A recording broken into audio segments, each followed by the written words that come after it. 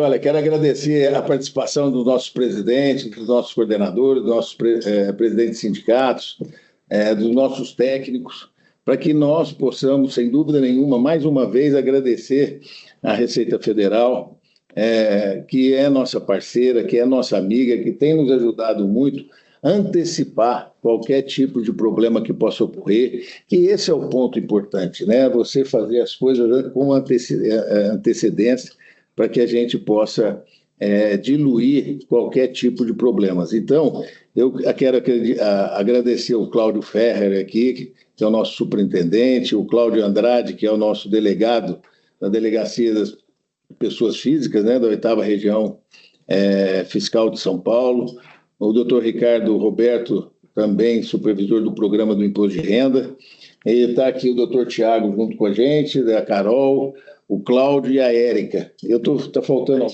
O Aristide. O Aristide, prazer em revê-lo também, né?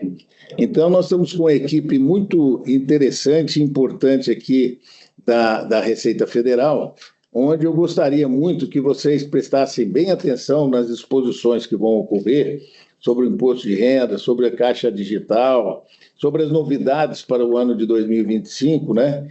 E vocês vão ter o chat aí para vocês perguntarem. Então, vocês tendo alguma dúvida, tendo alguma dificuldade, já encaminha, nós vamos ter uma equipe, né, que vai estar respondendo todo esse processo, mas tiram as dúvidas. Eu acho que esse é um ponto importante para que a gente possa diluir e auferir da melhor forma possível esse trabalho tão importante que vocês fazem aí para o produtor rural. Eu passaria a palavra para o Cláudio Ferrer para falar um pouquinho junto com o pessoal, para depois a gente abrir o processo de início da reunião. Bom dia a todos e a todas. Nós é que agradecemos, doutor Tirso, pela Receita Federal. É uma grande satisfação a gente poder participar desse evento aqui promovido pela FAESP. Nós já temos essa parceria já há alguns anos, né? E essa parceria é muito importante para nós. Nos últimos anos, nós temos tentado mudar a imagem da Receita Federal. A Receita Federal, de uma instituição mais repressiva no passado, ela, na verdade, ela está se transformando numa instituição prestadora de serviço, mais próxima da sociedade.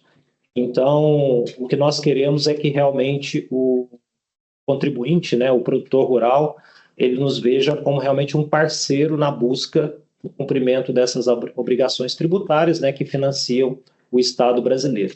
Então, eventos como esse, eles são fundamentais, né, nessa trilha de aproximação da sociedade, porque o objetivo aqui é realmente facilitar, dar todas as possibilidades para que vocês não tenham nenhum problema, nenhuma dúvida, nenhuma questão em relação ao cumprimento das obrigações tributárias da parte do imposto de renda. A equipe que está aqui presente, ela é bastante qualificada, né? É a equipe de ponta que realmente faz todas as palestras e promove todas as orientações em relação ao imposto de renda. Espero que vocês aproveitem, e mesmo que vocês não consigam resolver todas as questões nesse evento, nos colocamos à disposição, doutor Tirso, para qualquer necessidade de vocês, para numa eventual necessidade a gente retornar ou realmente tirar qualquer dúvida que vocês tenham. Tá, obrigado. Eu agradeço muito, doutor Cláudio. Inclusive, tenho conversado aqui com eles antes da nossa reunião, dizendo que nós vamos criar uma comissão permanente entre a Receita e a Federação, principalmente com essa mudança tributária que ocorrerá a partir de 26, porque nós vamos ter 2 modelos, né, para que a gente possa estar auferindo todo o processo fiscal do produtor rural. Então, eu quero deixar à disposição, vou passar a palavra para o doutor Tiago, e após eu vou me retirar e vocês conduzem a reunião e deixo aí o doutor Flávio e o doutor Tiago no processo aí. Obrigado, presidente. Bom, primeiro, bom dia a todos aí, os sindicatos participantes. Bom dia a todos aqui os presentes. Primeiro, novamente, agradecer a colaboração da Receita Federal. Já há alguns anos a gente tem essa parceria aí que tem trazido aí muito um ambiente muito favorável aqui para o nosso trabalho também. Acho que até antes da reunião eu conversava aqui com o Cláudio Ferrer essas reuniões elas nos ajudam também a diminuir as demandas que já são supridas aqui nessas reuniões. Então, a gente adotou desde o ano passado uma sistemática nova, em que a gente, até por sugestão da Receita Federal, inclusive agradecer os participantes que estão virtualmente dando esse apoio por parte da Receita Federal, a Jane Dias Alessandrini, o Luiz Marcelo Turraza e o Newton Sérgio Hiroshi, né, que vão fazer esse apoio nas questões que serão apresentadas por vocês no chat. Então, a gente vai adotar uma sistemática aqui da apresentação do Ricardo, como em outros anos também assim o fez, e aqueles que, no decorrer da apresentação, tiverem alguma dúvida, já podem incluí-las aí no chat, que serão respondidas pela equipe de apoio da Receita Federal. Então, mais uma vez, agradecer a todos, passar a palavra aqui para o Cláudio Ferrer, fazer algumas considerações, e depois para o Ricardo iniciar a palestra. Obrigado. Bom, pessoal, bom dia a todos os ouvintes aí virtualmente, né? Na verdade, eu não tenho muito a acrescentar, o Cláudio Ferrer já demonstrou aqui a nova postura da Receita Federal.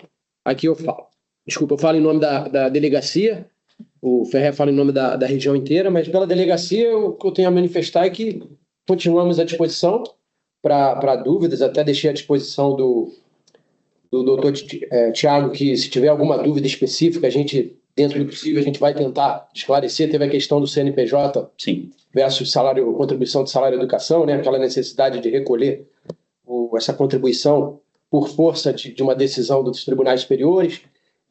Foi encaminhado o caso para a PFN para tentar viabilizar aí um ajuste dessa definição. Enfim, casos desse tipo, aí tem N situações, a gente fica à disposição para tentar chegar a um consenso aí, tentar facilitar, porque a nossa ideia é realmente facilitar o trabalho dos contribuintes, né?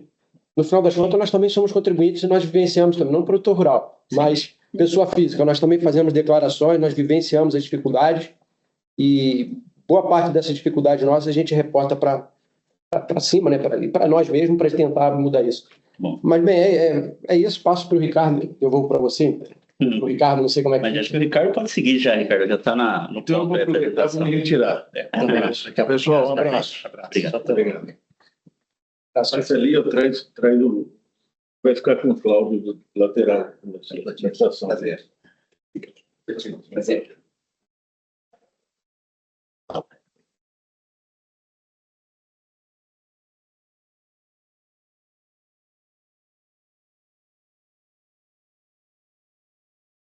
Bom dia a todos. Bom dia. Vamos começando agora o evento. Eu agradeço aqui é um prazer estar aqui falando com vocês, né? A minha parte aqui é o imposto de renda da pessoa física. A gente está aí passou um pouquinho mais da metade do prazo de entrega da declaração e o que acontece? Tem muitas dúvidas. Aqui a gente tem o foco na atividade rural, mas vocês, quando vão fazer uma declaração de imposto de renda, não é só atividade rural. Se você vender um imóvel, se você está com dúvida se alguma pessoa pode ser seu dependente de algum rendimento, a hora de tirar essa dúvida agora. E nenhuma dúvida que você tem é simples, né? Então, vamos lá, a gente está aqui para ajudar, né? O momento aqui da declaração do imposto de renda, né? Então, é um momento ímpar aqui, a gente sempre, todo ano tem isso, então, é um momento especial que 46 milhões de brasileiros aí são obrigados a entregar uma declaração do imposto de renda, e o nosso papel é facilitar o preenchimento dessa declaração. A gente está aqui no chat com 3 especialistas, na verdade são 4, temos a Daniela também, que está aí no chat, e eles estão aí prontos para responder todas as perguntas que vocês fizerem. Então, durante a apresentação, vocês podem fazer e não se atenham só à questão da atividade rural. Ontem eu fiz uma palestra e uma pessoa chegou para mim e falou assim: poxa, eu tenho uma dúvida aqui, mas não é bem aqui do que você está falando, mas é do preenchimento da declaração. Então, tudo está dentro. Então, ontem uma pessoa me perguntou se podia colocar a sogra como dependente, né? Aí eu falei assim, eu não colocaria a minha, né? Mas quem sabe ele queria colocar, então eu expliquei tudo. Então, qualquer dúvida que vocês tiverem, por mais simples que vocês acham que seja, ela não é uma dúvida simples, toda dúvida é válida. Então, pergunte por quê. Eu vou fazer uma apresentação, nós vamos falar das principais novidades, e depois da apresentação, a equipe que vai estar aí no chat, ela vai entrar já respondendo as principais dúvidas que vocês tiveram. Ela, durante a apresentação, elas já vão respondendo e depois elas ainda continuam respondendo. Então, vai ser um evento, espero que seja da melhor forma possível, né? E vamos lá. Quando a gente fala do período de entrega, o período de entrega da declaração do imposto de renda, ela mudou, né? Antigamente eu tinha menos de 60 dias para fazer, agora prorrogou um pouquinho esse prazo. Então, começou no dia 17 de março e vai até o dia 30 de maio. A gente já passou da metade do prazo, mas eu ainda tenho mais de um mês para fazer a declaração, então, e está mais simples da declaração ser feita, então tem o prazo tranquilo, mas não esqueçam, 30 de maio é o prazo final da entrega da declaração. Além disso, a gente precisa se atentar a alguns prazos aqui de vencimento. Então, a primeira cota, a cota única do imposto, ela vence dia 30 de maio, junto lá com o prazo final, que é o último dia útil de maio, né? As outras cotas vão vencendo no último dia útil dos meses seguintes, até a última, né? Se eu parcelar em até 8 cotas, a última cota vem lá em 30 de dezembro. O débito automático já é um pouquinho diferente. Se você tem imposto a pagar e quer já colocar em débito automático a primeira cota ou cota única, você precisa entregar a declaração até dia 9 de maio, porque a Receita precisa ter um tempo para mandar para o banco e essa declaração ela ser encaminhada e ser processada, esse débito automático. Então, fez até o dia 9 de maio, você pode, inclusive, fazer o débito automático da primeira cota ou cota única. Passou 9 de maio, não posso mais fazer débito automático? Pode, a partir da segunda cota. Aí a primeira cota, se for cota única, você imprime lá, faz um PDF do DARF e recolhe na rede bancária. Uma coisa também bem importante, que a gente vai falar lá para frente, mas já vamos colocar uma sementinha aqui. Se você fizer a destinação do imposto de renda, obrigatoriamente você tem que pagar o DARF até o dia 30 de maio. Tá? Então, esse prazo, o mais importante é esse DARF da destinação. Se você resolver fazer, lá na frente eu vou falar sobre isso, o prazo é 30 de maio, não pode parcelar, não pode colocar em débito automático, tem que fazer o PDF do DARF, recolher na rede bancária impreterivelmente até 30 de maio. Continuando em alguns prazos, tá? A Receita já tem alguns anos que ela já traz o primeiro lote dentro do prazo de entrega, né? A Receita ela ganha prêmios internacionais aí de vanguarda nessa parte de informática, de inovações, né? A Receita já tem IA e tudo, e uma prova disso é que enquanto ainda tem pessoas entregando a declaração, já está o primeiro lote agendado e as pessoas já vão receber a restituição. Então, o primeiro lote é 30 de maio, e aí os lotes subsequentes até o 30 de setembro. Como é que eu consulto a minha restituição? E aqui a gente abre um parênteses para o app Receita Federal. O que é o app Receita Federal? É um app que você vai lá na loja de aplicativos do seu celular, do seu tablet, e você instala. Esse aplicativo, ele substitui os outros aplicativos. Antigamente você tinha vários aplicativos da Receita Federal, como CPF, Meu Imposto de Renda, e esses aplicativos foram substituídos pelo aplicativo Receita Federal. Então, é importante que você saiba disso, porque todo mundo tem que ter esse aplicativo Receita Federal instalado no seu celular. Tá? Se você não tem, você fala não quer instalar, então vai lá na página da Receita Federal, você também pode consultar sua restituição e utilizar os vários serviços que hoje a Receita Federal fornece pela internet. Uma novidade para esse ano é em relação aos lotes de restituição. Eu tenho prioridade. Para quem tem restituição, a gente sempre quer saber, vou receber no primeiro lote, no segundo lote, existem algumas prioridades para receber a restituição. São 3 prioridades que são legais. Isso não dá para mudar. A prioridade máxima é o maior de 80 anos. Ele já é o primeiro lá, que se ele entregou a declaração lá dentro do prazo de formação do lote, ele já recebe a restituição já em prioridade a todo mundo. A segunda prioridade é o maior de 60, portador de deficiência e o portador de moléstia grave. O terceiro prioridade legal é aquele que tem a maior fonte de renda, é o magistério. Aí depois são algumas prioridades que a Receita pode influir um pouquinho. Até o ano passado, eu tinha uma prioridade que era aquele que utilizava a declaração pré-preenchida ou optava por receber a restituição por Pix. E aí os contribuintes, as entidades amigas da Receita foram lá e falaram, poxa, o pessoal lá está pedindo para ter uma prioridade melhor, porque a pessoa que usou a pré-preenchida e optou pela restituição por Pix teria que ter uma prioridade sobre aquele que só usou um ou outro. Então, a Receita atendeu esse pleito da sociedade. Então, para esse ano, a 4ª prioridade é aquele que usou a pré-preenchida e optou por receber a restituição por Pix. A quinta é aquele que usou uma ou outra, ou seja, ou usou a pré-preenchida ou optou por receber a restituição por Pix, e depois os demais contribuintes. Então é importante, e aqui é um incentivo para que eu use tanto a declaração pré-preenchida e também, quando eu tiver uma restituição, opte por receber a restituição por Pix. Só um detalhe, que quando você opta por receber a restituição por Pix, a sua chave Pix tem que ser o CPF, tá? Mas a maioria já tem essa chave Pix, que é a mais segura, então é fácil, não seria o maior problema isso aí. Continuando aqui, quando a gente fala da declaração de imposto de renda da pessoa física, todo ano eu tenho um programa, todo ano eu tenho uma regra. Esse ano, a instrução normativa que regra essa declaração é a 2255, a instrução normativa da Receita Federal. Ela foi publicada no dia 13 de março e ela traz lá as condições de obrigatoriedade, como é que eu apresento, os prazos. Então, ela traz tudo da nossa declaração, está lá nela. A gente começa com a principal dúvida do contribuinte, né? Quando o contribuinte chega lá na Receita, né? Na época ainda que o pessoal ia lá na Receita, a principal dúvida era saber assim, eu preciso declarar imposto de renda? E a gente falava assim, olha, vamos ver, né? Por quê? Porque quando vai, a maioria das vezes, lá na mídia, o que acontece? As pessoas só dizem assim, olha, quem tem que declarar é quem recebeu acima de 33.888, que é o que a gente tem visto, né? Só que como funciona isso? Existem 12 condições de obrigatoriedade. Basta eu me enquadrar em uma delas, eu não preciso passar para a segunda. Mas se eu não me enquadrei na primeira, não é que eu estou dispensado de declarar, eu preciso ver todas as outras. A primeira realmente é aquela, recebi rendimentos tributáveis acima de 33.888. Se eu olhei lá meu informe de rendimento, eu tenho mais do que esse valor de rendimento tributável, já sou obrigado a declarar, não preciso nem passar para o segundo. Agora, não estou nesse item, vou ver os outros. Vamos lá, recebi lucros e dividendos, tive aplicação financeira, vou somar os rendimentos, passou de 200 mil, né, que são rendimentos isentos, não tributáveis ou tributados exclusivamente na fonte, acima de 200 mil obriga. Então também é uma condição, tem que ver também se eu tenho.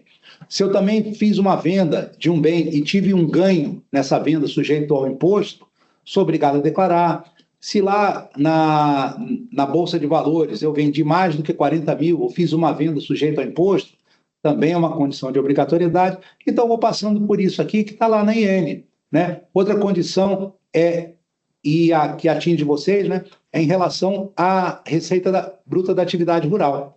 Para esse ano, teve aumento nesse valor, ele foi para 169.440, em virtude da correção da tabela progressiva. Então, eu vou olhar lá minha receita bruta da atividade rural. Passou desse valor, já é uma condição de obrigatoriedade, não preciso passar para o próximo. A mesma coisa para aquele que quer compensar prejuízos, tá? Também fica obrigado a declarar.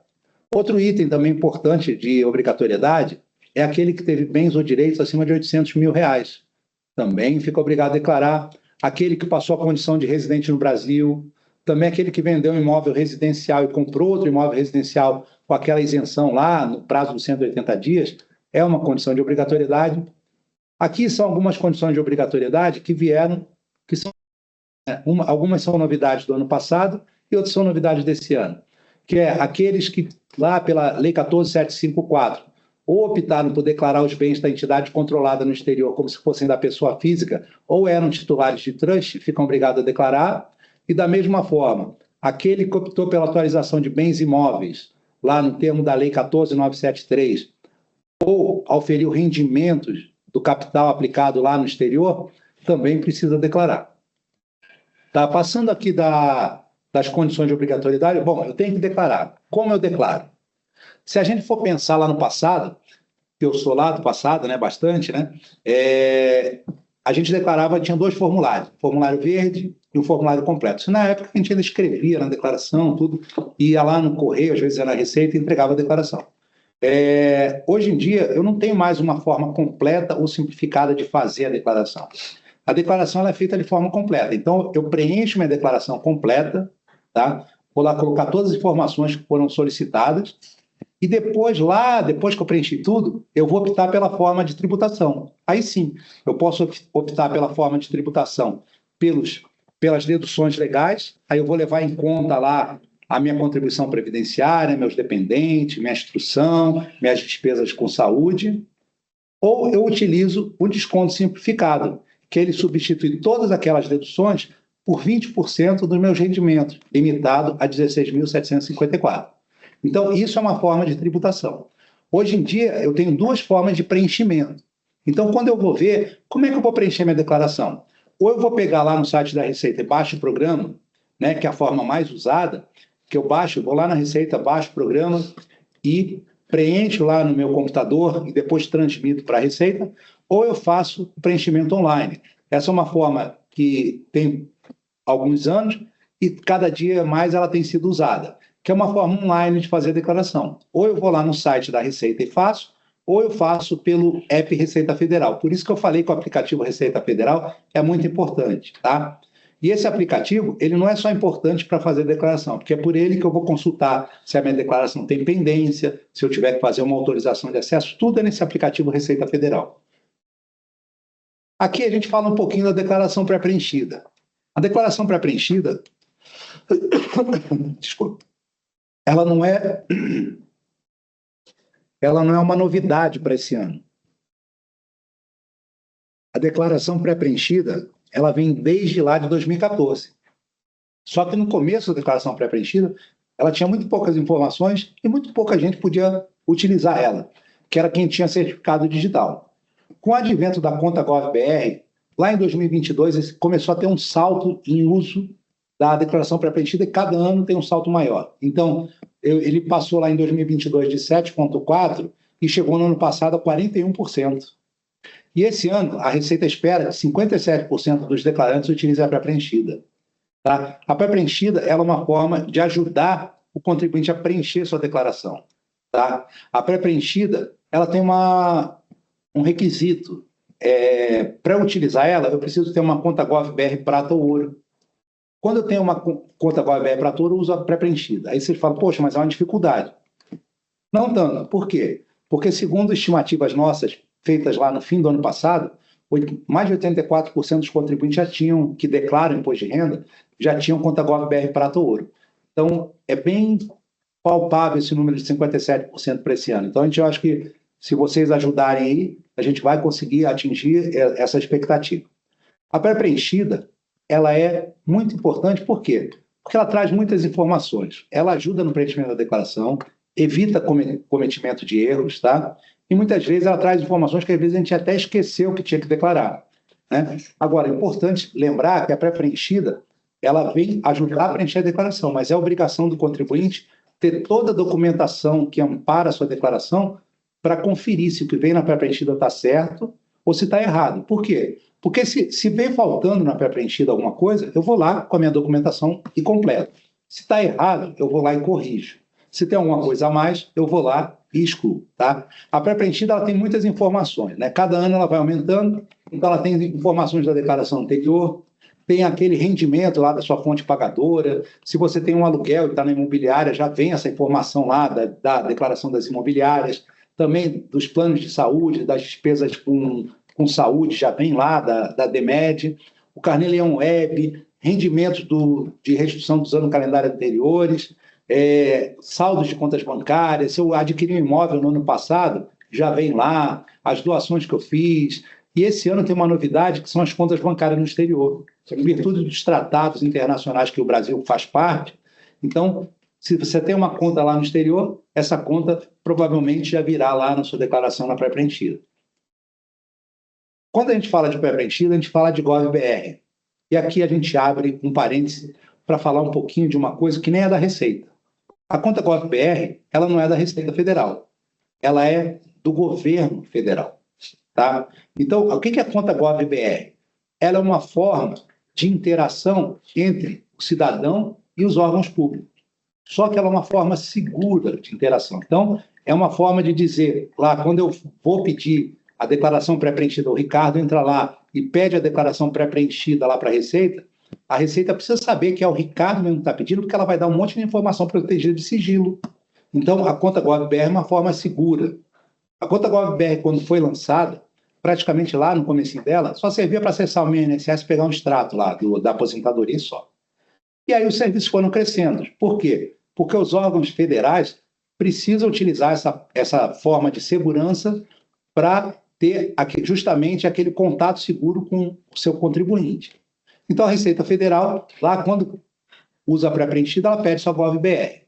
Quando eu vou transferir um carro, eu posso transferir um carro só com a GovBR. Eu posso abrir uma empresa, posso pegar consignado, posso consultar informações de saúde, concurso público, Enem, e por aí vai. São vários serviços que são. Então, aqui eu abro um pedido para que não se peça, nem se compartilhe. Então, o profissional não peça essa senha GovBR para o seu cliente, nem o cliente forneça, nem o contribuinte forneça sua conta GovBR para ninguém. Por quê? Porque hoje é a mesma coisa, dar a senha da conta GovBR, é a mesma coisa que você dar o cartão do seu banco com a senha para um desconhecido. Tá? Então, é muito grande o risco de compartilhar essa senha. E o risco não é só para quem dá a senha, não. O risco é para quem toma, quem pede essa senha. Eu vou contar um exemplo aqui, que a gente está sempre nos eventos, e depois dos eventos a gente conversa, a gente bate um papo, e as pessoas contam suas experiências. E, recentemente, era um profissional, tá, que prestava serviço, ele pediu para o cliente dele uma senha GovBR. Ele fez esse pedido no aplicativo de mensagem, e aí ele pediu e o contribuinte deu a senha GovBR para ele. Alguns meses depois, esse cliente dele teve uma fraude pesada utilizando a conta GovBR dele. O que esse cliente fez? Ele foi lá na delegacia, fez um BO e acusou o profissional, dizendo que o único que ele tinha dado a conta GovBR foi o profissional. Esse profissional ele vai conseguir provar que ele não fez a fraude, né? Só que imagina o trabalho que tem. Ele vai ter que ir lá na delegacia, vai ter que contratar um advogado. Então, o profissional, não peça essa conta GovBR, porque também é um risco para você. Então, não é um risco só para quem fornece, é um risco muito grande para quem pede. Tá? Aí, uma outra coisa, que aqui já é para cada um de vocês que tem conta GovBR. Tá? Uma sugestão, eu tive numa palestra de cibersegurança e eu vi o que podem fazer lá com a nossa conta GovBR, e aí eu sugiro, vamos ativar a verificação em 2 etapas. Eu odiava essa alternativa. Tá? Por quê? Porque às vezes dá trabalho, você tem que fazer uma conta GovBR, tem que clicar lá e gerar código de acesso. Quando eu vi que podia ser feito, a primeira coisa, então, no fim do ano passado, eu fui lá e ativei a verificação em 2 etapas. Então, lá na minha conta GovBR tem verificação em 2 etapas. Tá? Eu tinha preguiça, toda hora veio, mas aí eu fui pensar assim, e ele falou lá na palestra dele, foi o exemplo que ele deu. Quando eu faço uma compra num site lá, esse site vai lá e manda um e-mail para eu digitar um código lá para garantir aquela compra, para não ter fraude e tudo. Poxa, se eu, no meu dia a dia, faço isso lá por uma coisa tão simples, que às vezes é uma compra tão barata que eu faço, por que eu não vou fazer por uma coisa muito mais importante que a conta GovBR? Então, quem tiver a conta GovBR aí e não tiver ativado, pega lá o seu celular e ativa a verificação em 2 etapas. Tá? Aí o pessoal vai falar assim, tudo bem, é muito fácil você falar. Mas, e aí, como é que eu trabalho? Como é que eu faço? Eu que sou o cliente, como é que eu faço para o profissional fazer as coisas para mim? É bem simples, tá? Tem 2 opções. Você tem tanto a procuração eletrônica quanto a autorização de acesso. Aí vamos falar de novo. Mas eu vou ter que ir lá no cartório, ter que assinar, vou ter que reconhecer firma, vou ter um gasto. Não, aqui a gente está falando de procuração eletrônica, que é feita no portal ECAC, tá? E é muito simples de ser feita, né? É muito rápida. E aí, eu peço aqui, como eu tenho meu tempo contado, já estão me cobrando aqui meu tempo, né? Que eu tenho que cumprir meu tempo, que eu vou mostrar para vocês aqui, vou perder aqui um tempinho para a gente fazer uma procuração eletrônica, como se a gente estivesse fazendo lá no computador, tá? Então, aqui serve para o profissional já pegar esse modelinho aqui, passar para o seu cliente, serve para o cliente dar uma olhada e ver como é simples, né? Então, a gente vai conversar aqui um pouquinho, enquanto a gente conversa aqui, é o tempo que você vai estar lá no seu computador. Então, você foi lá no Google, procurou o portal ECAC, né? Vai digitar a sua conta GovBR. Aí vamos conversando devagar, porque você vai ter que digitar seu CPF, vai ter que digitar sua senha, e aí como você já ativou a verificação em 2 etapas, você vai ter que clicar lá no seu celular. Tá? Então, estou dando tempo aqui para você fazer, para a gente fazer junto aqui, como se você estivesse fazendo em casa. Tá? E aí, vai abrir isso. Esse aí é o meu portal ECAC. É a tela que apareceu lá para mim. Tá? Então, quando aparece essa tela aqui, eu preciso dar uma olhadinha lá. Né? Eu não vou clicar direto ali onde está a setinha, porque é a primeira vez que eu estou fazendo, eu tenho uma dúvida lá. Deixa eu ler o que tem. Aí eu vou lendo lá, Mas é simples, poxa. Já vou ter lá o roteirinho, eu tenho que clicar em senhas e procurações. Enquanto a gente está falando, estou dando tempo, porque você olhou tudo, procurou senhas e procurações e clicou. Quando você clicou, fez assim, ó, abriu lá para você isso aqui. Você não tem que ler mais nada. Por quê? Porque só abriu um item para você clicar, não tem mais onde clicar ali, né? Então ali está cadastro, consulta e cancelamento. Não vamos mudar logo de slide para dar tempo de você ler, ver se é isso mesmo que você quer fazer, tudo. Mas aí você clicou ali, de novo, só aparece isso aqui. Então eu não tenho muito tempo a perder, né? Eu não posso nem ficar conversando muito tempo, porque senão eu perdi até lá a paciência, né? Mas eu li lá, cadastrar procuração, consultar, não quero consultar, não quero cancelar, mas eu quero cadastrar. Clico em cadastrar e já vai abrir aqui. Aqui eu preciso perder um pouquinho mais de tempo, porque meu CPF já vem, meu nome já vem. Se meu e-mail já está no cadastro, já vem também. Se não tiver, eu vou perder um tempinho lá, vou ter que digitar meu e-mail. Mas o meu e-mail eu sei de cor, tudo, então digito rapidinho.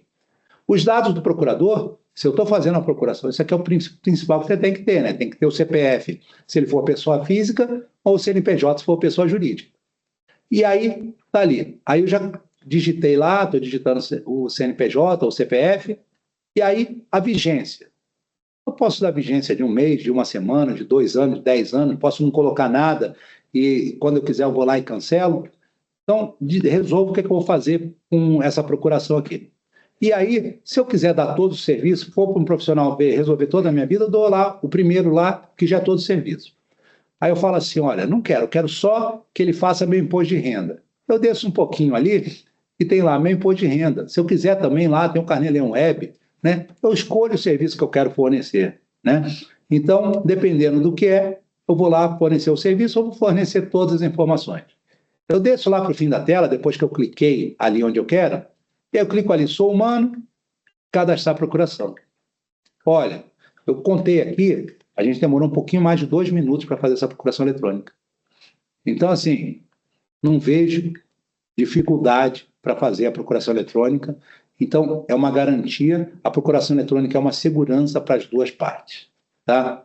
Agora, tenho também outra ferramenta, que quando a gente fala só de imposto de renda, tem autorização de acesso. A autorização de acesso é um pouquinho mais limitada, tá? E ela só para fazer o imposto de renda. Não posso dar outro serviço, não tem muita coisa, mas a autorização de acesso, eu vou ter que entrar lá no meu imposto de renda. Lembra que eu falei que é importante aquele aplicativo da Receita Federal no celular, ou utilizar esse mesmo meu imposto de renda lá no site? Por quê? Porque vocês olham lá, o primeiro serviço que tem é autorização de acesso. Então, aqui, de novo, a gente está fazendo no tempo de você abrir o seu aplicativo, entrar lá nele, bonitinho, né? Ou lá no site da Receita, entrar no meu imposto de renda e acessar ali. Então, aí você fala, eu quero só para que a pessoa faça minha declaração de imposto de renda. Então, você entrou lá e você vai lá, autorização de acesso, clicou, aqui é muito mais simples, você só põe o CPF e a validade. Agora, a autorização de acesso tem algumas limitações. Só pode ser dada para pessoa física. Tá? O prazo de validade máximo é 6 meses. Só serve para fazer o imposto de renda. Além disso, uma pessoa só pode dar para uma pessoa a autorização de acesso e esse ano foi aumentado. A pessoa que recebe pode receber até 20 autorizações de acesso. Tá? Mas eu entendo assim, o profissional é melhor a procuração, porque o prazo pode ser maior, porque senão aqui ele só vai ter 6 meses e se ele tiver que conferir alguma coisa lá no fim do ano, já acabou, ele vai ter que pedir de novo para o cliente dele fazer a autorização de acesso. Tá? Então, é simples assim. Então, não forneçam a sua conta GovBR. Tá? Agora, vamos voltar lá para a declaração. Fugir um pouco aqui da declaração, mas vamos voltar para ela. A declaração desse ano teve pouquíssimas mudanças. Tá? Algumas delas são para facilitar a vida do contribuinte. Como assim? Tiramos o título de eleitor. No passado, era importante para a Receita Federal ter esse dado. Hoje em dia, já não tem mais sentido. Então, é um campo que o contribuinte não precisa preencher mais. A mesma coisa, consulado e embaixada, quando ele é residente no exterior. E também quem vai fazer aquela declaração online não precisa colocar o número do recibo, porque ele já coloca a conta GovBR, que é um fator de segurança muito maior do que o número do recibo. Outra mudança que teve esse ano foi na ficha de bens e direitos. Alguns acertos foram feitos, né? tinha muito bem classificado em outros bens, né? Que era aquele genérico, né? O 99, 99, né? Que eram os outros dos outros. E aí a Receita falou, nossa, então a nossa classificação de bens está bem ruim, né? Porque está faltando muita coisa, porque achamos 5 milhões de bens nessa classificação. E aí, quando a gente foi ver o que tinha lá dentro, a maioria eram imóveis, veículos, contas correntes, e muitas vezes, talvez ou por desconhecimento, ou às vezes por falta de tempo, o contribuinte classificava como outros e outros, mas agora esse ano quem está classificado nesse vai ter que reclassificar o bem. Tá? É lógico que tem alguns casos que vai continuar outros, porque não tem uma classificação melhor. Tá? Mas a grande maioria ainda tem uma classificação própria. 13 bens foi mexido lá no nome, lá foi ajustado para o pessoal conseguir achar mais fácil o que está ali. 11 bens passaram a ser só do Brasil. Por quê? Porque tinha muita gente que tinha colocado um bem lá exclusivo do Brasil. Vou dar o exemplo, o Fiagro. O Fiagro é um fundo exclusivo aqui do Brasil. Não tem Fiagro em outro país. E quando a gente foi ver lá, estava a gente declarando Fiagro na Espanha. Então não pode. Então, se eu coloquei hoje Fiagro, o Fiagro obrigatoriamente é Brasil, você não vai poder mudar o país dele. Porque se o fundo é lá na Espanha, ele tem outro nome, não é Fiagro. Também foram criados alguns códigos novos. Então, garagem, joia, hold patrimonial, um fundo novo que surgiu, outro fundo novo que surgiu, e o leasing com opção de compra a ser exercida no final do contrato. Então, isso aqui é sempre para facilitar que o contribuinte preencha sua declaração, mas são mudanças assim bem simples, assim que não implicam muita mudança na forma como a gente faz a nossa declaração. 3 códigos foram extintos, que são fundos ali que ou não tem mais, ou que já tem uma reclassificação automática. Tive também, aqui uma mudança aqui, das que eu acho é uma das maiores que tivemos para esse ano, que é o rendimento no exterior.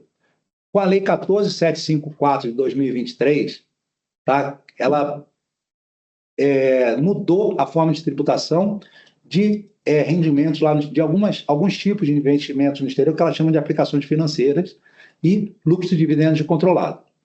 Até 2023, se eu tivesse algum desses rendimentos, como é que eu fazia? Na hora que eu tive o rendimento, eu tinha que fazer um ganho de capital, tinha que recolher um DARF, no ano seguinte eu tinha que pegar aquele ganho de capital que eu preenchi, exportar para a declaração e aí estava cumprida a minha obrigação. A partir dessa lei, a partir do dia 1º de janeiro de 2024, se eu tinha essas aplicações financeiras que estão lá na lei, você dá uma olhadinha na lei, ela descreve bem essas aplicações financeiras, é um conceito bem amplo, né, de aplicações financeiras no exterior. Como é que eu faço? Eu não tributo mais lá na hora, eu tributo exclusivamente na fonte, eu tributo de forma definitiva, diretamente na minha declaração de ajuste. Então, agora que eu vou fazer minha declaração, que eu vou tributar, e isso, a alíquota de 15%. No ano passado, quando a gente conversou sobre isso aí, que foi a novidade, né? Eu tinha muito medo desse primeira forma, como que a Receita ia fazer essa tributação de forma definitiva de 15%, né? Porque poderia gerar várias dificuldades, poderia imprimir um DARF, Não, a Receita fez da melhor forma possível no meu entendimento, né? Então, toda a preocupação que eu tive no ano passado não precisava ter nem me preocupado lá, porque agora eu estou bem tranquilo, porque eu achei que a Receita fez de uma forma bem fácil. Então, na declaração de bens, quando eu tenho um bem que pode representar um investimento desse aí, que sujeito a esse rendimento, ele vai me dar um quadro lá, eu informo o rendimento, o próprio programa calcula e lá ele ajusta esse valor lá no meu imposto devido. Então, ele vai estar lá no meu pagamento normal ou na minha restituição normal. Então, não tenho nenhuma dificuldade. E para vocês verem, né, aqui eu trago o exemplo, né? Eu tenho um bem aqui que é lá no exterior, né? E aí, ali embaixo do bem, vai abrir uma fichinha lá que eu vou preencher. Aí eu vou colocar lá quanto que foi o meu lucro ou prejuízo da aplicação financeira, se eu paguei imposto lá no exterior, nesse caso aqui, esse imposto pago só pode ser compensado se tiver acordo para evitar bitributação, e aí lá no site da Receita tem isso, ou se haja tratamento de reciprocidade entre os países, e lá no site da Receita também explica. E na parte de lucros e dividendos é o lucros e dividendos da controlada, que eu coloco lá os valores recebidos e se teve imposto pago. E só isso que eu vou fazer. Tá? Aí lá o próprio programa, ele já vai trazer lá naquela parte de pagamento de imposto, lá de imposto devido, um item a mais ali que até no primeiro momento eu nem tinha achado isso aí, depois que eu falei, nossa, olha que legal. Então, eu já vou lá no meu imposto devido refletir essa minha aplicação lá no exterior. E aí vai dar o imposto a pagar, o imposto a restituir já apontado com aquele. Não preciso nem fazer um DARF extra, vai estar lá no meu próprio cálculo de ajuste da minha declaração, né? E aí, ali para frente, você tem o demonstrativo de tudo que você colocou, como é que chegou naquele imposto lá de 4.800, que lá no meu exemplo tinha. Então, ele vai mostrar lá as suas aplicações financeiras, o que você colocou de rendimento, de imposto pago, de base de cálculo, e vai trazer lá esse valor lá no demonstrativo, e fica bem simples você entender o que foi feito. Uma outra novidade para esse ano, a novidade em si não é a ferramenta, né? O meu imposto de renda é aquela forma online de ser declarada, mas ela é uma forma que vem aos poucos assumindo uma maior protagonismo, né? Ela ainda pouco usada, ainda um pequeno número, né? Achando perto de 20% dos contribuintes usando, mas pelo que a gente entende, essa aqui vai ser um futuro, né? Vai ser uma ferramenta para o futuro, que ela é uma solução online multi-exercício parametrizado, né? Como é que eu acesso ela? Lá atrás, você lembra que eu falei que tinha duas formas de preenchimento? Então, ou eu vou lá no site da Receita, lá no portal ECAC, ou no meu imposto de renda, ou lá no meu dispositivo móvel, lá no aplicativo Receita Federal. Para usar essa forma aqui de fazer a declaração, tem que ter conta GovBR Prata ou Ouro, e quando eu uso ela, a pré-preenchida já vem automática. Só que eu preciso revisar as informações. Então, isso aqui é bem legal, que é uma novidade para esse ano, porque até o ano passado, quando eu usava essa ferramenta, a pré-preenchida já vinha carregada, e aí se eu começasse a digitar alguma coisa, depois eu não sabia mais o que foi que eu digitei que veio da pré-preenchida. Agora tem uma flagzinha, tudo que veio da pré-preenchida está não revisado, eu preciso colocar lá, revisar para dizer que eu aceitei o que veio da pré-preenchida. Então, essa é uma ferramenta que também foi uma solicitação dos contribuintes. Existem algumas vedações para a utilização do meu imposto de renda, tá? E aqui, a maioria de vocês aqui, que estão aqui, o nosso público, né, principal, ele não está amparado ainda por essa forma de declaração. Por quê? Porque uma das vedações à utilização é ter que ser obrigado ao preenchimento demonstrativo da atividade rural. Tá? Então, aqui eu coloquei essa ferramenta só para vocês conhecerem. Se vocês quiserem ver as outras vedações, está lá no artigo 5º daquela IN, lá 2255 que eu falei. Dentre elas, está obrigado também ao preenchimento do ganho de capital ou do demonstrativo de renda variável, além do demonstrativo de atividade rural.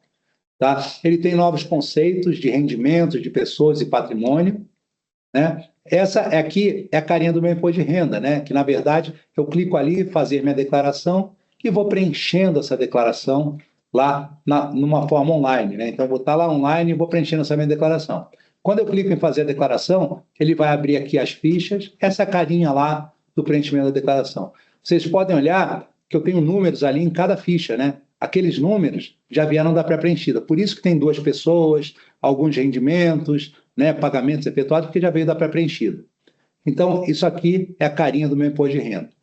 Como não é o objetivo da maioria dos nossos espectadores, eu só coloquei aqui para vocês terem conhecimento da ferramenta e que logo, em breve, vocês vão poder também utilizar, quem quiser utilizar essa ferramenta vai poder utilizar também. Agora, vamos falar um pouquinho de atividade rural, que a atividade rural, ela é vamos dizer assim, ela é uma ficha específica ali na declaração de imposto de renda, né? Então, a atividade rural, ela traz lá na declaração uma forma de você colocar. Mas o que é atividade rural, né? Vocês mais do que eu sabem, né? Então, mas aqui a gente traz aqui, só para a gente relembrar ali, todas as atividades rurais, né? Que está lá na legislação. Então, tem agricultura, pecuária, extração e exploração vegetal e animal, exploração de atividades zootécnicas, né? Apicultura, avicultura, etc. Né? Atividade de captura de pescado in natura.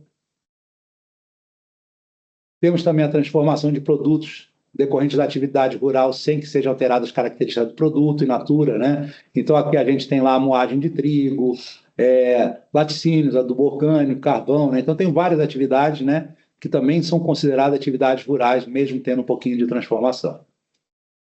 Agora, aqui é importante a gente sempre lembrar que aqui eu tenho aquela que não se considera atividade rural, tá? Então, aqui é sempre bom de saber para a gente não colocar lá a nossa atividade rural, essas atividades aqui, porque não é, né? Senão a gente pode ter problema depois. Então, se eu tenho uma industrialização de produtos, né? Então, aquelas bebidas alcoólicas, óleos essenciais, beneficiar o arroz, então, em máquinas, né? Então, tudo isso aqui está fora do conceito de atividade rural ali para os fins lá da pessoa física.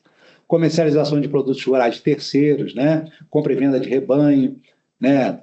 Naquelas características lá de prazos que a legislação determina. O ganho auferido por proprietário de rebanho entregue mediante o contrato por escrito a outra parte contratante, né? Então, essas atividades, você sabe melhor do que eu que elas não se consideram atividade rural e eu não posso colocar ela lá na pessoa física no demonstrativo da atividade rural. Continuando, tem mais algumas, né? Beneficiamento ou industrialização de pescado in natura, então essa aqui está fora. O aluguel e arrendamento de máquinas, equipamentos, né? Também está fora. As receitas decorrentes de venda de recursos minerais extraídos de propriedade rural, né? Metal nobre, pedras preciosas, areia. Então, são detalhes aqui que a gente precisa ver, que a gente tem visto ainda que algumas pessoas ainda colocam essas atividades como receita rural e depois vão ter um problema lá no futuro, porque utilizaram indevidamente. Também receita de venda de produtos agropecuários recebida em herança ou doação, também é importante, são poucos casos, mas também é uma dúvida que vem aqui para a gente constantemente. Né? Receitas financeiras de aplicação de recurso no período compreendido entre 2 ciclos de produção, valores dos prêmios ganhos. Então, isso aqui também é muito recorrente, né? Essa dúvida aqui, quando eu tenho um prêmio ganho lá, quando eu ganhei lá por uma exposição de um animal, lá no concurso, numa competição, isso aqui, embora seja um rendimento ali que a gente acha que é da atividade rural, ele não entra nesse conceito aqui de atividade rural para todos os efeitos. Tá? Prêmios recebidos de entidades promotoras de competição também, né, hípicas pelos proprietários, criadores e profissionais do TUF. A exploração do turismo rural, cada dia mais cresce o turismo rural aqui no nosso país, né, com hotéis, fazendas, propriedades que são utilizadas para isso. Essas receitas não vão entrar na atividade rural, elas vão entrar lá na receita comum da pessoa física, tá? Aí a gente vai falar, então tudo bem, a gente falou ali o que é atividade rural, mas o que eu faço com isso, né? A gente precisa se preocupar com o resultado da atividade rural, que é justamente o que vai ser colocado para tributação, né? Então, o que é o resultado da atividade rural? Numa forma simples, ele é uma diferença entre receita e despesa de custeio de investimento, pago lá no calendário. Aqui a gente vai ver que esse resultado vai englobar todas as minhas unidades rurais.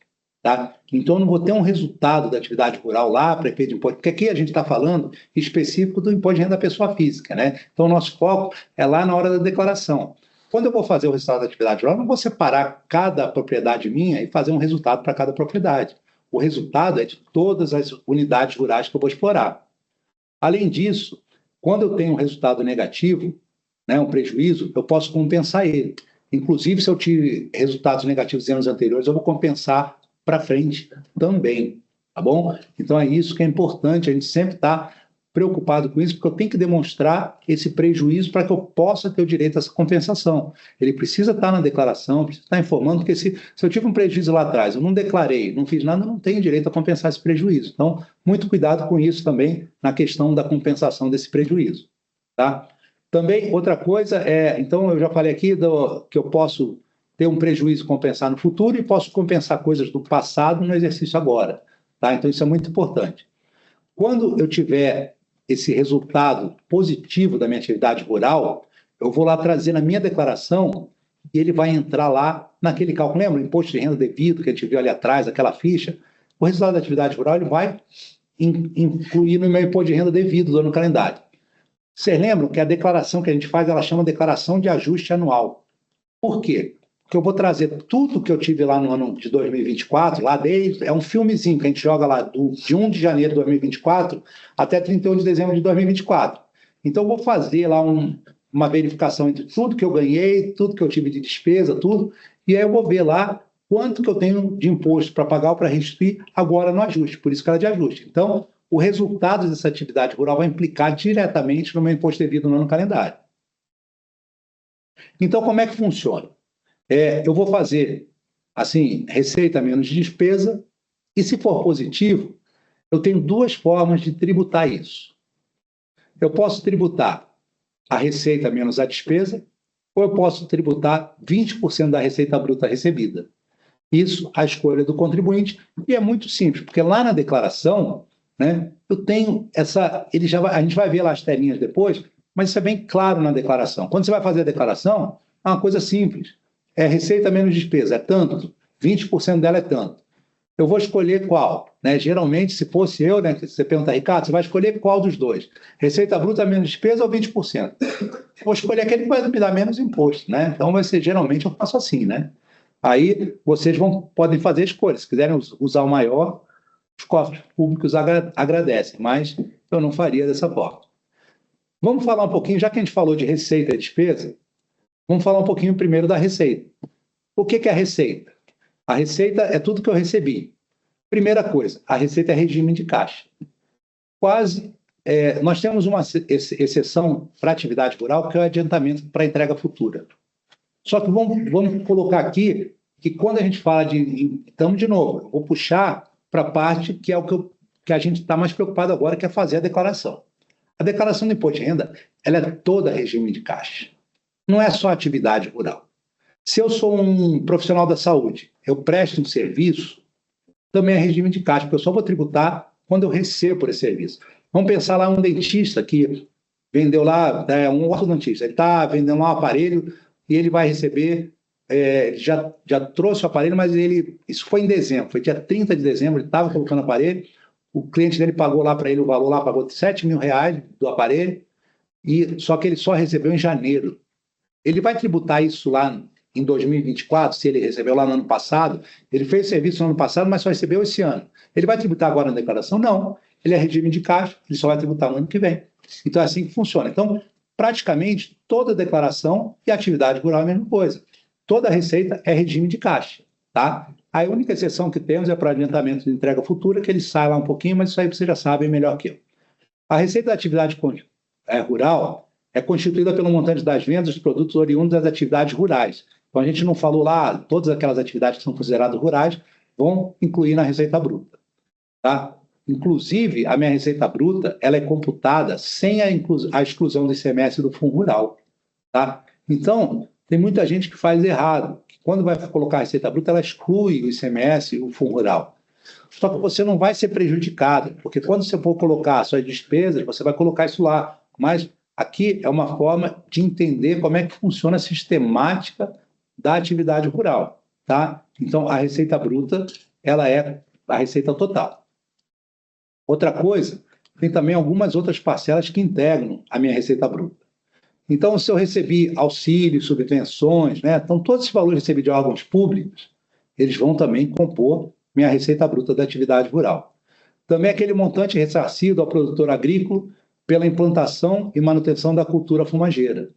Então, isso aqui são detalhes da legislação que é importante a gente saber, porque muitas vezes a gente esquece, tá? Então, eu não posso esquecer essa receita que eu tenho de colocar lá na minha atividade rural.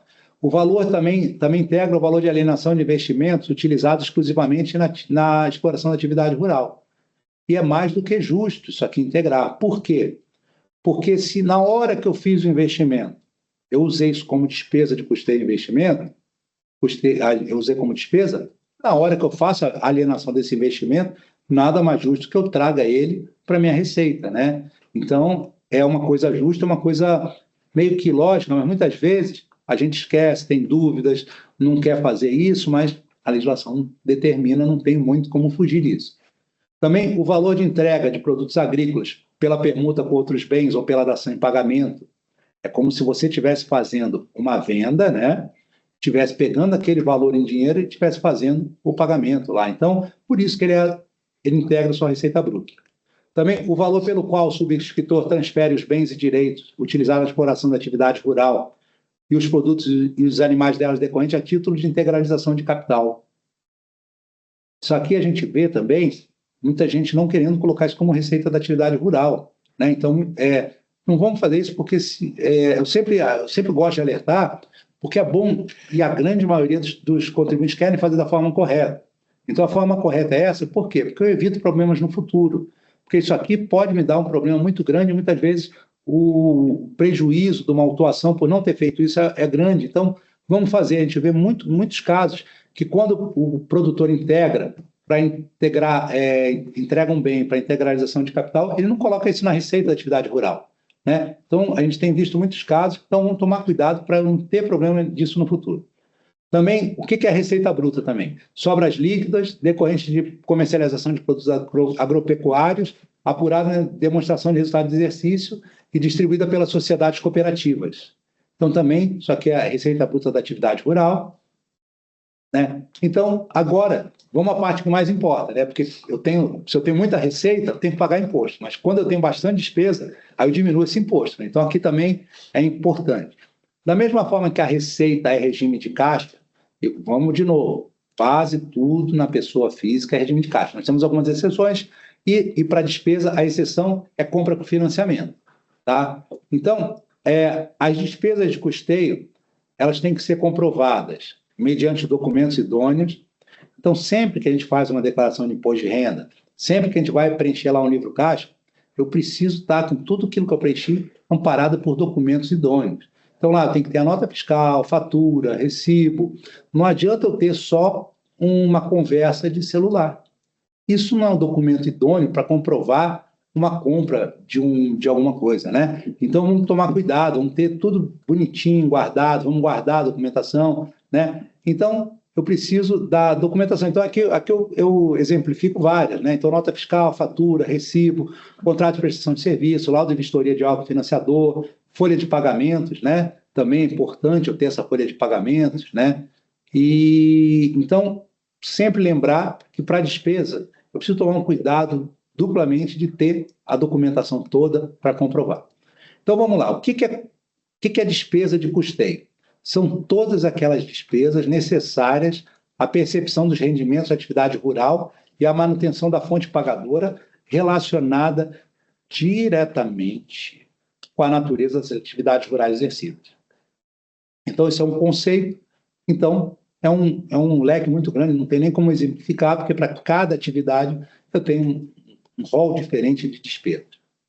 O que é também, então, o que eu posso abater das receitas? Tanto as despesas como os investimentos. E o que é considerado investimento, né? É tudo aquilo que visa o desenvolvimento da atividade rural, a expansão da produção e da melhoria da produtividade. Então, tudo relacionado à minha atividade rural é considerado investimento. E aí aqui é bom a gente colocar, porque são vários os exemplos de investimento. Então, benfeitorias, se eu construir, fiz uma instalação, melhoramento, reparo, né, limpeza de diques, comportas e canais, tudo isso vai ser considerado como investimento. Também culturas permanentes, essências florestais e pastagens artificiais também considerada como investimento, aquisição de tratores, implementos, máquinas, motores, veículos de carga, utilitários rurais, né? Aí, vamos lá, utilitários rurais, aqui é outro item de bastante dúvida. Então, emprego exclusivo na exploração da atividade rural.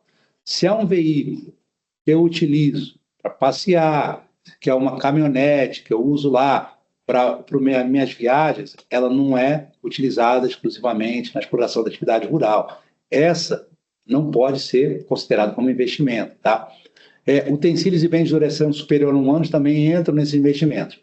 Animais de trabalho, de produção e engorda, serviços técnicos especializados, devidamente contratados, visando elevar a eficiência do uso de recursos de propriedade de exploração rural, insumos que contribuam para a elevação da propriedade. Então, aqui é bem interessante, né? Porque aqui também é bem amplo, né? Então, eu posso ter lá um reprodutor, matrizes, né? Alevinos e girinos, tudo que eu for utilizar lá para melhorar a minha produtividade também é um investimento lá e pode ser deduzido lá na hora da minha receita bruta.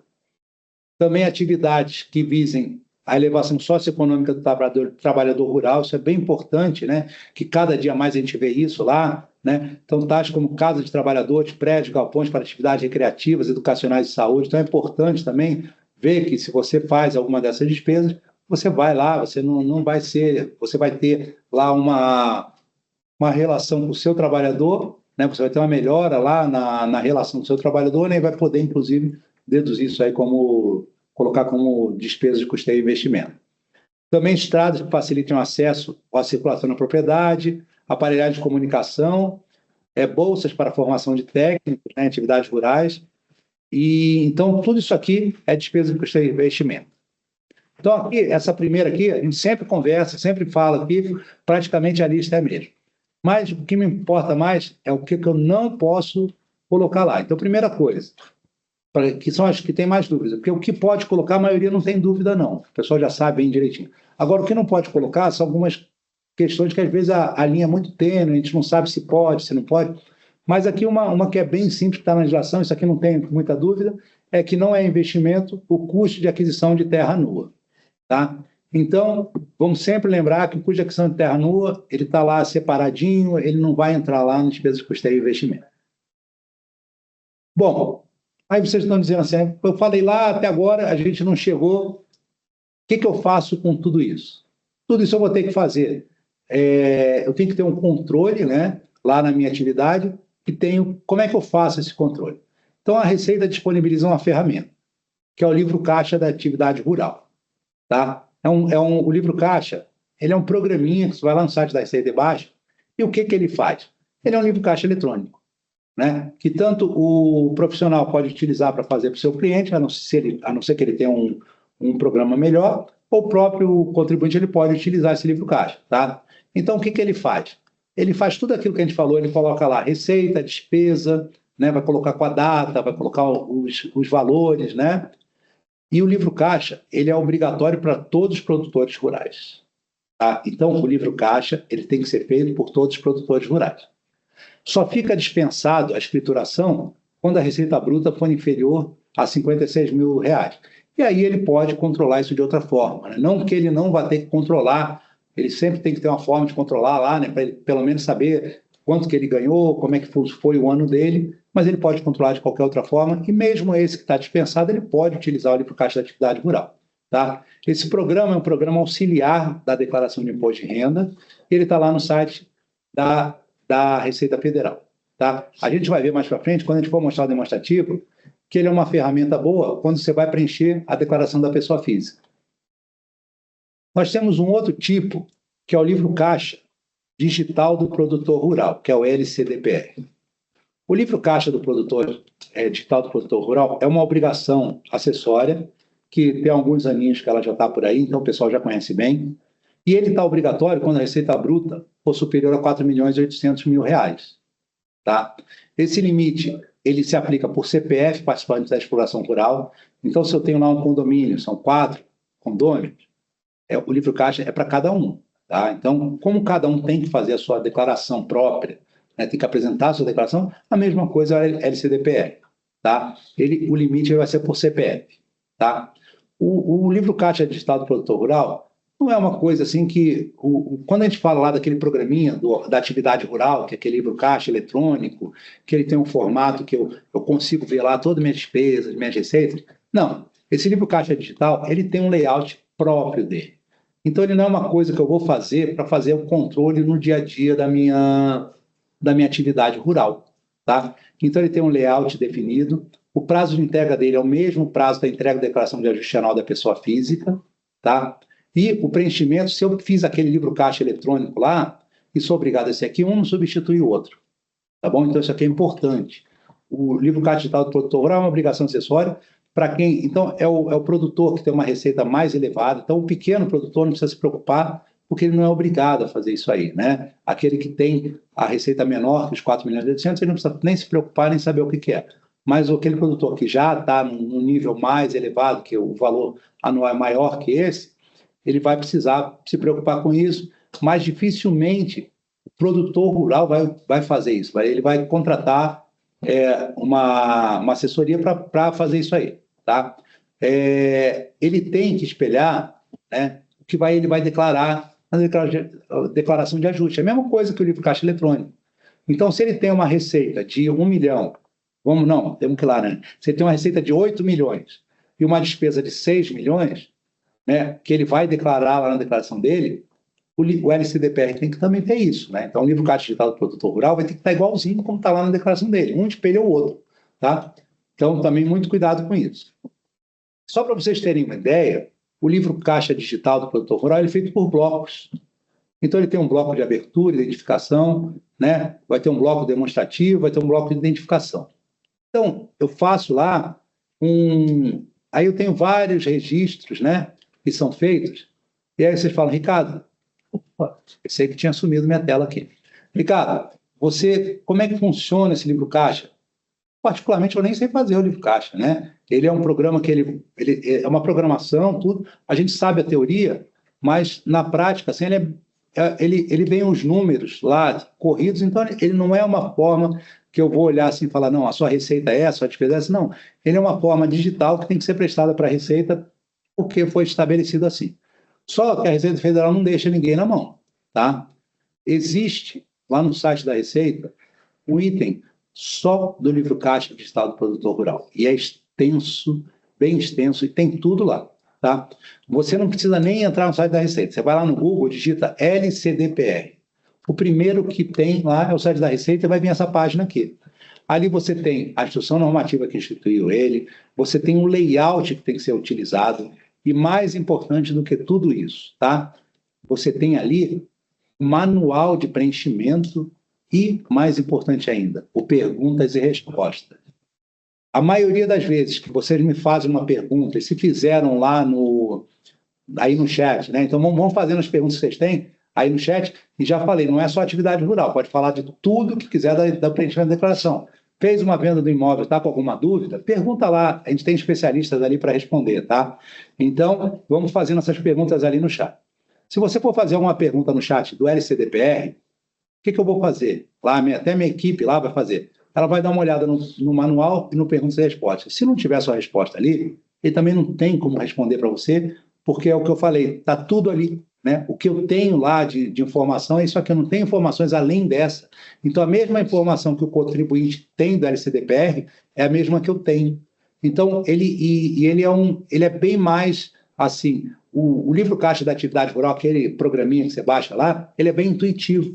Eu consigo entender como ele funciona. Esse LCDPR, eu não sou programador, eu não consigo entender muito. Eu sei que vai lá, tem um monte de número, eu não entendo muito bem como ele funciona. Depois que a gente faz a extração, aí fica mais fácil. Então, o LCDPR é isso. Ele é uma obrigação que veio, né? Está aí, espero que veio para ficar, mas e o pessoal já está se acostumando. Eu não vejo tantas dúvidas do LCDPR, né? Porque é uma forma só de compilar os seus dados que você já tem.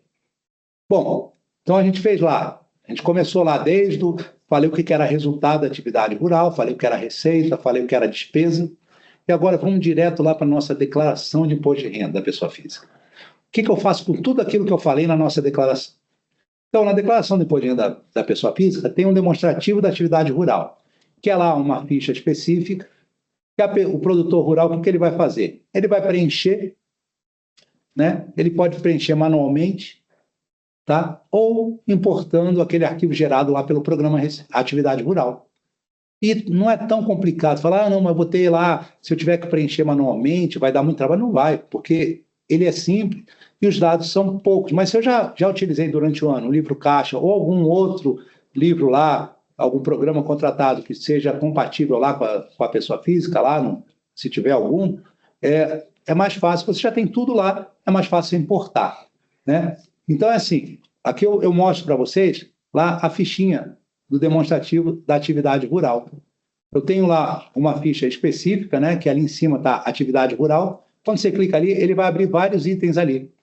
Então, lá eu tenho dados do imóvel, eu vou ter receitas e despesas, apuração do resultado, e ali eu já coloco a importação da atividade rural. Tem um ícone que, se você preencheu naquele programinha auxiliar lá da Receita Federal, você já vai importar e você não vai ter que preencher mais nada. Você já usou ele durante o ano, né? É uma ferramenta que tanto o profissional quanto o próprio produtor rural pode usar, né? E vai preenchendo ali. Eu considero ela muito intuitivo, considero ela de fácil uso, né? E já está ali direto a importação dela para a declaração.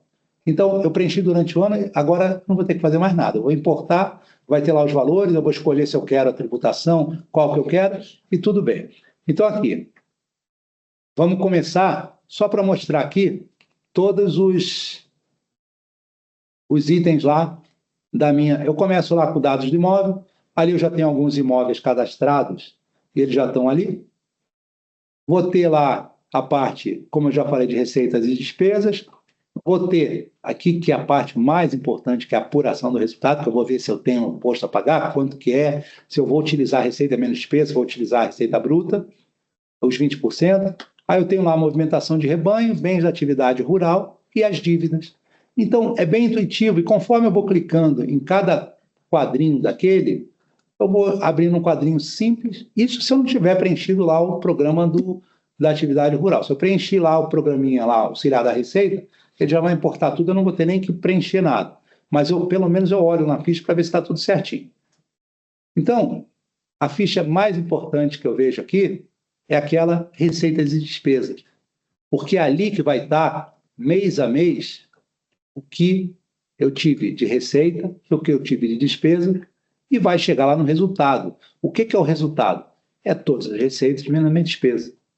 E é isso que é o que vai ali para a minha ficha de apuração do resultado. Tá? E aqui que a gente vê, olha só que legal. Eu tenho lá, eu logo jogo para a ficha, o próprio programa me diz quanto que eu tenho lá de resultado, e o resultado é aquele lá, receita menos despesa. E ele vai mostrar quanto que é os 20%. E aí é o que eu digo, eu escolho qual que eu quero. Aqui você vai escolher 1 milhão ou vai escolher ali o menorzinho, 600 e pouco ali. Aqui está longe, eu não estou enxergando o valor correto. Mas olha lá, eu já vejo que um tem mais de 1 milhão. Eu não vou escolher aquele, né? Aí eu vou clicar ali embaixo, vocês olhem que eu posso optar ali embaixo pelo limite de 20% ou pelo resultado. O próprio contribuinte diz qual que quer pagar. Nesse caso, eu coloquei lá, olha, pelo limite de 20%. E aí ele vai colocar lá. Aí ele fala, só que aí tem um pequeno problema, né? E aí cada um tem a sua, porque ele ele implica, né, a perda de direito à compensação do saldo de prejuízo a compensar de exercícios anteriores, tá? Ou do resultado negativo do próprio ano calendário. Mas olha só, se eu tive prejuízos em anos anteriores, que matou aquele... É uma informação que tem que ser dada, mas se eu tenho os prejuízos, ele já matou todo o meu...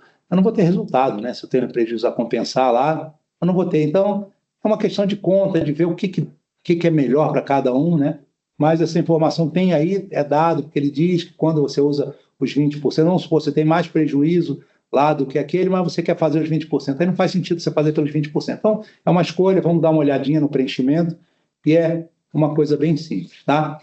Aí, aqui eu acabei, porque eu já tive minha atividade rural, fiz ela lá em 2024, fiz lá receita menos despesa, escolhi se eu quero receita menos despesa, escolhi se eu quero 20%, já compensei meus prejuízos, já fiz tudo lá, e aí botei lá o imposto devido e acabei a minha declaração, e a minha parte aqui acaba com isso aqui. Tá?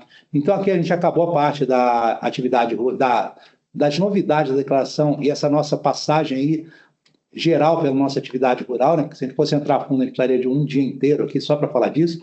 Só que eu tenho uma parte bem importante aqui e vou pedir 5 minutos de vocês para a gente falar da campanha Sou Cidadão Solidário. Então aqui é importante, por quê? Porque, como eu falei, a nossa declaração é regime de caixa. E muita gente tem dúvida com relação às doações que eu faço durante o ano calendário. Aqui a gente foge um pouquinho da atividade rural, mas, como eu disse, você não está preenchendo uma declaração da atividade rural. Você também é cidadão, você tem outras operações, você tem um aluguel do imóvel, então você tem que preencher a sua declaração completa. Então, existe uma dúvida muito grande sobre que doação posso deduzir. Eu fiz durante o ano calendário lá uma doação, tem um programa da TV, eu me sensibilizei, fui lá e fiz uma doação.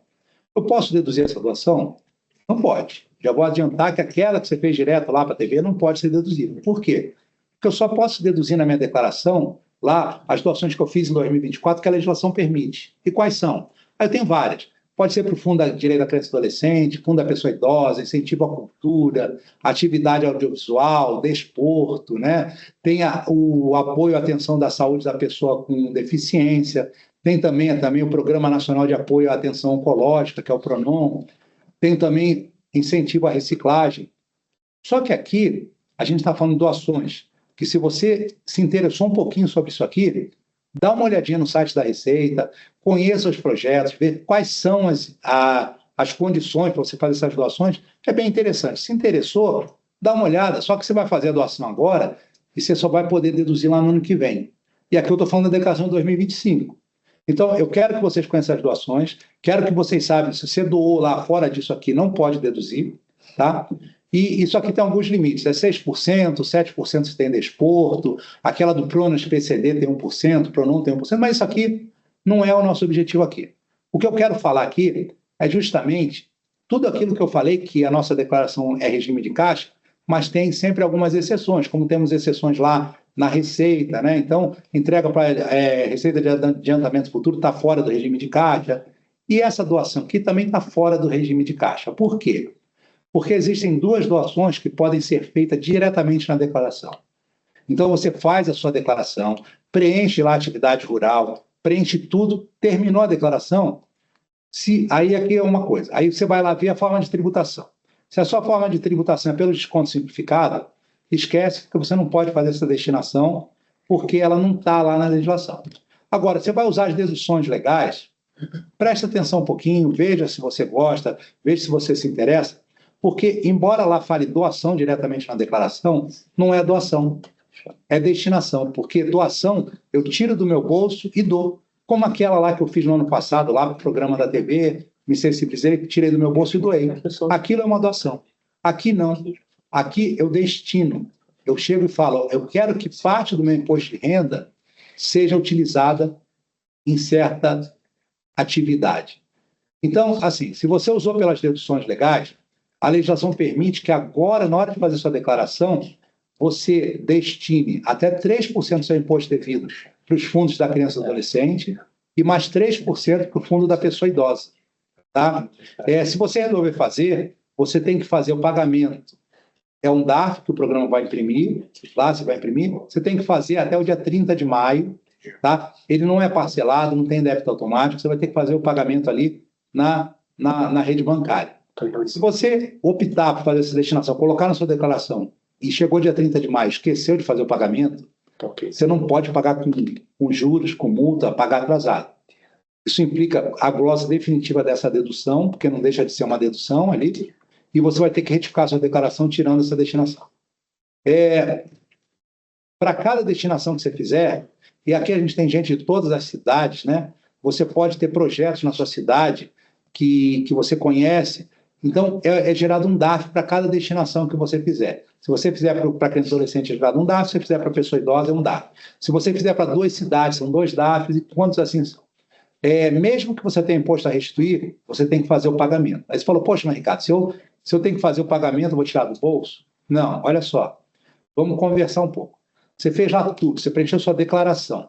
Aí lá no fim, você tem que ver se você tem imposto a pagar ou a restituir. Vamos supor, você fez tudo, colocou seus rendimentos lá de pessoa jurídica, de pessoa física, da atividade rural, e deu 5 mil de imposto a pagar. Tá? E aí você vai lá, na ficha de doações, na declaração, e lá ele calcula para você, já diz quanto que você pode doar. Vamos supor que deu lá R$1.000 para você fazer essa destinação. Aí o que você faz? Você coloca lá R$1.000, milagrosamente, seu imposto diminui de 5 para 4. Não é milagrosamente, por quê? Porque você diminui o seu imposto para 4, mas você vai pagar o DARF de 1.000. Então continua sendo os mesmos 5 mil de imposto a pagar. Só que você está dizendo, olha, esses 1.000 aqui que eu tenho de pagar, em vez de ir lá para o cofre geral, né, da União, para eles determinarem para onde vai, eu vou dizer, olha, esses 1.000 eu quero que coloque aqui no fundo da criança e adolescente, e vamos supor, você é de uma cidade aí do interior, você é lá de Bauru. Então você fala, quero colocar 3% aqui em projetos em Bauru. E Bauru tem um projeto bem legal que eu visitei semana passada. Você colocou lá 3% para Bauru, ou se é de Sorocaba, deve ter também um projeto lá, você coloca 3% para Sorocaba, esse dinheiro, em vez de ir lá para o cofre, ele vai para Sorocaba. Só que não vai para o cofre geral de Sorocaba. Ele vai direto para o fundo da criança e adolescente de Sorocaba ou para o fundo da pessoa idosa lá de Bauru. Tá? Então, esse dinheiro vai para o fundo e o fundo já tem projetos aprovados e ele só pode usar esse dinheiro nesses projetos que estão aprovados, tem comissão. Então, é bem interessante de você conhecer. Quando a gente fala dessa destinação, aí o pessoal fala, mas vai dar um baita de um trabalho. E que nem eu fiz lá na procuração, vamos fazer rapidinho aqui para mostrar para você que é fácil, tá? Quando você entra na sua declaração, você preencheu tudo lá, já terminou, já viu lá qual é o imposto devido, você vai lá na fichinha de doações diretamente na declaração. que é essa fichinha aqui. E aí você escolhe se você quer criança, adolescente ou pessoa idosa. Quando você clicou ali em novo, ele já vai abrir para você preencher. E aí, o que acontece? A gente tem gente aqui de toda a cidade, eu não vou fazer uma doação para nenhuma cidade para ninguém brigar comigo. Então, eu vou decidir lá, vou fazer criança, adolescente, eu vou escolher um fundo lá. Ah, interessante aqui, olha só lá. Quando eu entrei lá na criança e adolescente, ele mostrou lá quanto que eu posso destinar. Então, nessa declaração simulada aqui que eu fiz, a pessoa pode destinar até R$ 3.747, tá? Então, o que eu vou fazer? Eu vou indicar ali um fundo estadual, para não ter briga, nenhuma cidade brigar comigo, então eu vou colocar estado, que é do estado de São Paulo, vou doar para o fundo. Mas você pode doar para o município, pode doar para um só, para dois, tanto faz. E vocês olhem que eu coloquei ali 3 mil de destinação. E ainda, ele me informa que ainda tenho 747 que eu posso ou não fazer nada, simplesmente vou fazer a destinação só de 3 mil, que é o que eu posso dispor ali naquela hora, ou eu vou pegar aqueles 744 e vou colocar para algum município. Então, você pode fazer da forma como você achar melhor. Tá? E, novamente, eu sou a pessoa do simples assim, né? Que eu vou mostrando, porque é mais ou menos isso aqui que você não tem não tem como escolher, porque esse dinheiro não vai para um projeto específico. Ele vai para o Fundo da Criança e Adolescente, e o Fundo da Criança e Adolescente que vai determinar qual projeto que está aprovado e qual que ela vai fazer. Tá? Então, aí você, depois que fez isso, aí você vai lá imprimir, aí se foi da criança e adolescente, imprime lá, se foi da pessoa idosa, imprime o DARF, ele vai fazer um PDF, né? Eu falo imprimir, mas ele vai fazer um PDF, você vai deixar ele no seu computador, já paga ali no mesmo, faz um Pix, vê o QR Code lá, o código de barras, e já faz o pagamento do DARF. E acabou, tá? Só para vocês entenderem, o valor do ano passado, tá? 2024, pegaram lá todo mundo que fez declaração pelas deduções legais. O potencial era 14,9 bilhões. Então, o valor é muito grande. E só foi destinado a 380 milhões. Essa campanha nós fazemos porque aí na nossa correria pelo Estado, a gente visita aí cidades, aí faz essa palestra que eu faço, a gente faz aí pelo Estado inteiro, e a gente vai visitando e vai conhecendo. Então, tem um projeto muito interessante que nós fomos em Bauru semana passada, e nós visitamos um projeto, eles convidaram numa inauguração, um projeto super novo, que foi feito com dinheiro do Fundo da Criança e Adolescente. Então, eu vi lá na prática, e aqui eu não estou fazendo a propaganda da cidade específica.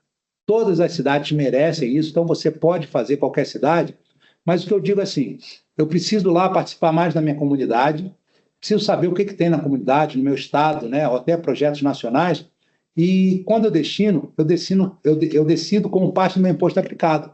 Né? Então, é uma questão de cidadania. Então, a destinação solidária nada mais é que uma cidadania. Eu trago esse recurso para um projeto que eu defendo e também estou ali, não estou tirando do meu bolso, eu só estou dizendo que uma partezinha, e é uma parte pequena, não se preocupa que não vai tirar todo o dinheiro lá do imposto de renda, não, porque você vê que é bem pouquinho do imposto de devido que você pode destinar, só 3% para um, mais 3% para outro. Né? Então, procurem conhecer, é uma propaganda que a gente faz aqui, e a minha parte terminou aqui, eu agradeço bastante aqui o convite, e agora vamos passar para a parte aí da turma aí do chat, aí, não sei agora como vão conduzir, e o pessoal do chat, acho que eles estão lá à disposição, parece que tem algumas dúvidas lá que eles já vão responder lá, eles já estão com algumas coisas, eles entrariam para responder. Agora é com a turma aí. Tá ótimo.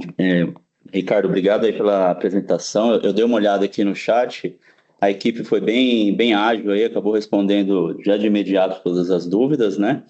Queria agradecer você aí pela apresentação, bem detalhada, bem didática aí para a nossa base. Só em cima dessa última fala aí do Ricardo, eu acho que é importante a gente tirar um pouco essa questão de uma declaração mais automática, né? Acho que tem muita coisa aí na parte de restituição do produtor rural, essa parte da destinação solidária que a gente acaba agilizando ali a declaração e não presta muita atenção, né? Então, acho que esse detalhamento aí da apresentação do Ricardo foi fundamental aí para a gente reavaliar, né, o quanto é importante a nossa declaração e o quanto a gente pode aí até restituir valores aí na nossa atividade e também fazer uma destinação solidária aí que também é importante para ajudar aí o sindicato ajudar a base e as cidades aí próximas do sindicato, né? Acho muito relevante. Obrigado, Ricardo. Essa apresentação a gente pode disponibilizar A gente vai disponibilizar, então, no e-mail institucional de todos os sindicatos a apresentação. A gravação, a gente vai, após colhidas as autorizações, a gente vai disponibilizar no nosso portal do YouTube, né, da FAESP, e queria agradecer a equipe técnica aí que ficou na prontidão aí no auxílio nas questões do chat, tá? Obrigado. Eu queria passar a palavra aqui para o Cláudio fazer um encerramento, Cláudio Andrade, e agradecer mais uma vez a presença de todos, tá? Então, pessoal, acho que resta alguma dúvida aí para ser respondida, Nilton? Ouvi você abrindo a câmera. Oi, bom dia. Bom dia. Só uma rapidinha, foi feita pela Lucimara, de Montemor, que ela perguntou sobre problemas de importação do GovBR do certificado, lançamentos que não existem. As informações que são puxadas pela declaração pré-preenchida, elas não são da Receita Federal, tá? São informações que vêm da declaração que foi entregue em 2024 / 2023, e também são informações que são fornecidas por pessoas e empresas que tiveram relacionamento com o contribuinte, ou seja, bancos, prestadores de serviços, etc. Esses dados, eles podem ter sido fornecidos de forma incorreta e podem ser corrigidos posteriormente pelas fontes pagadoras, ok? O importante é que os dados em sua declaração, que a declaração que você envia, elas sempre possam ser comprovadas por você. Isso é muito importante, ok? Jane, tem alguma coisa? Tá, o microfone está desligado. Respondeu. Então, é para a mesma... Teve uma dúvida sobre PIX. O PIX, ele é um comprovante de pagamento? Sim, se você tiver uma nota fiscal. O PIX em si não quer dizer nada. Se você fez uma compra, tem uma nota fiscal e o pagamento foi feito via PIX, o comprovante da transferência pelo PIX pode ser um comprovante de pagamento. Mas existir um pagamento não significa que você pode lançar o pagamento como fato. Você tem que ter uma nota fiscal, que a pessoa menciona que não tem um recibo. Então, se você não tem um recibo, você tem que ter uma nota fiscal, certo? Ela não especifica qual seria o assunto, mas o PIX ele só comprova o pagamento se você tiver a origem do pagamento, tá? E outra pergunta sobre consórcio, a gente sempre recomenda que dúvidas sejam esclarecidas pelo perguntas e respostas. Perguntaram do 2025, ainda não foi feito, pelo menos não foi liberado, mas o 2024 ainda permanece, certo? E o embasamento normalmente é o mesmo, o embasamento legal é o mesmo. Então, no 2024, você tem as perguntas 466 467 e 468, que falam sobre consórcio. Então, se ele é contemplado ou não e quais são os procedimentos. Está tudo bem claro ali. Turaza? É uma pergunta que veio com relação à aquisição de um imóvel num ano e o seu registro imobiliário num outro ano. Então, a pergunta foi, a aquisição foi em 2023 e o registro imobiliário ocorreu em 2024. Então, a pergunta era como declarar o imóvel. Provavelmente, essa transação ocorreu com um contrato particular de compra e venda. O contrato particular de compra e venda é documento hábil e idôneo que comprova a aquisição do bem, mesmo que não tenha havido ainda o seu registro imobiliário. Portanto, se o imóvel foi adquirido em 2023, com contrato particular de compra e venda, mesmo que ainda não tenha ocorrido o seu registro imobiliário no ano de 2023, só ocorrendo o registro em 2024, então o bem irá constar na declaração do exercício relativo ao ano da aquisição. No caso, o ano de aquisição foi em 2023, então declararia o bem na declaração do exercício de 2024, ano calendário 2023, fazendo menção que o registro imobiliário ocorreria numa outra oportunidade, no caso, ocorreria no ano de 2024. Ok? Mais alguma coisa, alguma dúvida? Que mais que teve de questões, né? Deixa eu... Já. Eles foram bem ágeis ali na resposta no chat. Acho que eles estão dando mais um complemento aí Pois é, às questões, né? Acho que é isso, né? Você quer... acho que sim. Tá, ok. Tem uma pergunta sobre a compra de máquina, acho que isso foi esclarecido pelo Ricardo. Ele pergunta se comprou uma máquina para atividade rural através de uma operação de crédito rural pelo banco. O valor dessa máquina pode entrar como despesa na atividade rural no ano da compra? Se foi feito o pagamento, ele pode. Agora, essa máquina está sendo paga aos poucos, foi feito o financiamento, então essa máquina ela vai sendo agregado o valor dela conforme os pagamentos, certo, Ricardo? Tá, é isso mesmo, Jane. Então, Regime de caixa, né? Tá, não, mas a pergunta ficou bem esclarecida ali no chat. Eu vou aproveitar aqui a oportunidade para deixar o e-mail do departamento jurídico, tá? A gente tem, como sempre, aí a equipe da Receita Federal aqui de São Paulo bem acessível aí para a gente. Então, eventualmente, outras dúvidas pontuais que possam surgir aí no decorrer das declarações aí pelos sindicatos, eu peço que encaminhe aí o nosso e-mail do jurídico, jurídico@faespsenar.com.br. Tá bom, pessoal? Agradeço aí a presença de todos, a nossa equipe técnica aqui, o departamento técnico aqui com Cláudio, a Érica, a Carol aqui do departamento jurídico, da comunicação, tá? E toda a equipe da Receita Federal aí pelo apoio, tá bom, pessoal? Então, ficamos por aqui e desejo uma boa sexta, um bom fim de semana a todos vocês, tá bom? Um abraço, gente.